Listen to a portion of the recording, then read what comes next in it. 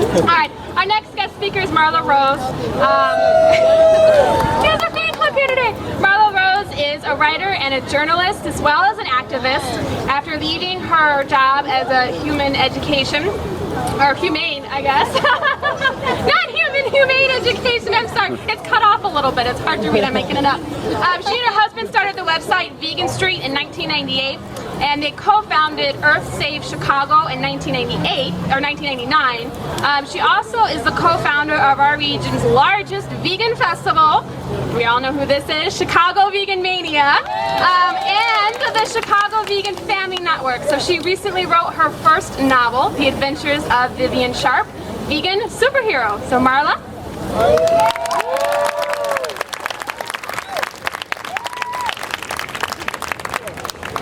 Hi everyone, I just want to say really quickly, I have some notes. I feel kind of dweeby standing here with this, but I want to say everything that I'm thinking of. And the first thing I can think of when I see these amazing, diverse, and dynamic people out here is that when I first went vegan in Chicago in, I guess, 1996, five, yes, I'm going to take every year I can get. There were like a few of us meeting in a church basement. That was it, every month we did it, and we met in the church basement and we talked about how horrible it was, you know, with how people were treating animals, but every month that was pretty much it. So this is a small fraction of our community, and so it fills my heart with joy to look out here and see these dynamic, vivacious, healthy, gorgeous people. So thank you for being here today. The first thing, I just wanted to give a little bit of background. I became a vegetarian when I was 15 in high school. I did not know any other vegetarians. I just happened to be going away on a school trip, and somewhere out of the ether, apparently, there was a little box on the form that said to check if I required special meals. And just out of the blue, I just checked it. I don't know why. It was like divine intervention or something. I just checked the box and I wrote vegetarian on the line. I'd never thought of it before. I'd never planned on it. I'd never given much thought to it. And I thought, you know, I'm going to see if I can survive this one weekend without meat. I think I can do it. And in a typically melodramatic teenage way. Anyway, I made it through the weekend, and everyone told me I wouldn't make it, and you know what, they were right, I didn't make it. 12 years later I became a vegan, so they were right though. It took me a while, but I figured it out finally. But what was my main compelling thing was that in high school, around that time, I was also in high school biology class, and we were doing a dissection unit, and looking at that fetal pig in the formaldehyde, I would break out in hives every week, and I couldn't dissect. And so my teacher just happened to be a little bit progressive, and so he let me just do the homework. And so it just so happened that that school trip was happening around then, and I checked. So it didn't come out of the blue. There was a reason, and I was able to connect these things. And so after that moment, I became a vegetarian.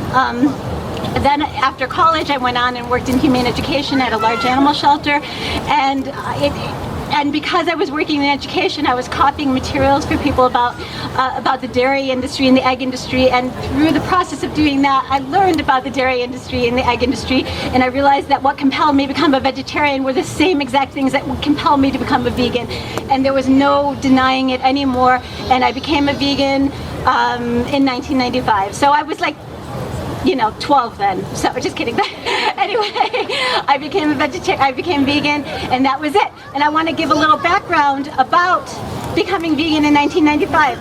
Seriously, you guys, we would go to coffee shops, and if there was one little coffee shop that had soy milk, we would be on the rooftops celebrating, doing cartwheels with our megaphones. We would be, and I hate coffee. I hate the taste of coffee, but I would buy coffee just to get soy milk, and that was my reality.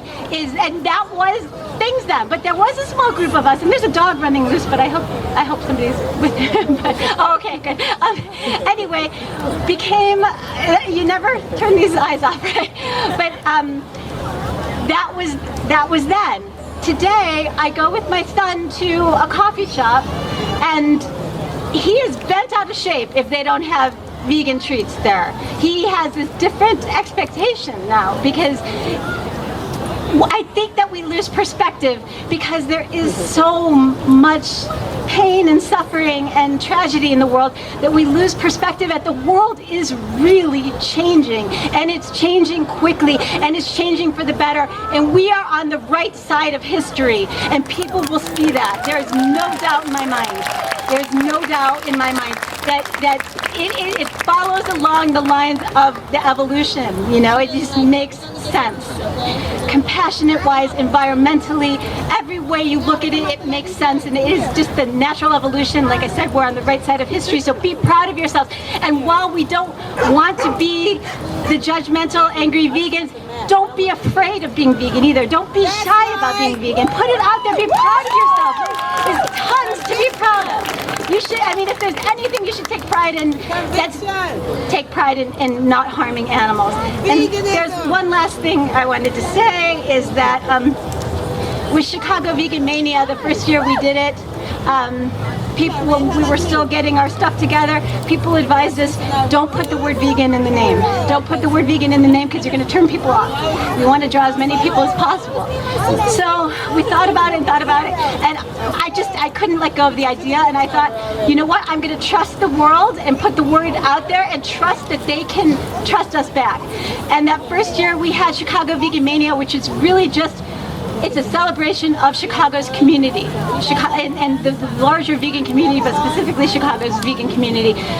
The first year, we had no idea what to expect. We had our hopes high, but we didn't really have any reason to have that. But we drove up to the building, and there was a line snaking around the side of it at like 9 o'clock, 10 o'clock in the morning on a Saturday morning.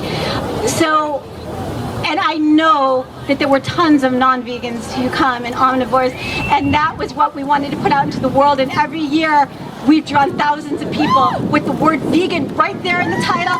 Don't be afraid of it. The only way you can diffuse the boogeyman is to put the word out there in a positive, dynamic, diverse, healthy way. So just don't be afraid of it. Don't be shy about it. Be proud and just keep on keeping on. So thank you.